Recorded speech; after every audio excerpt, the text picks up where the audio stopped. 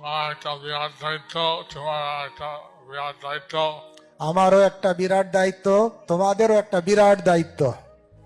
যদি এই নিয়ম পালন না করো, যদি এই নিয়ম পালন না করো, এখানে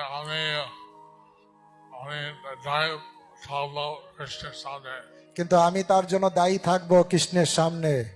তো এই আপনারা চেষ্টা করবেন যাতে এই নিয়মটা কোনো অবহেলা করা হয় না। এবং আপনারা চেষ্টা করবেন যেন এই নিয়মের কোনো অবহেলা না করা হয়। আমরা চাই সকালে সেবা দ্বারা, চৈতন্য দেবের আজ্ঞ পালনের দ্বারা আপনার এই জীবনে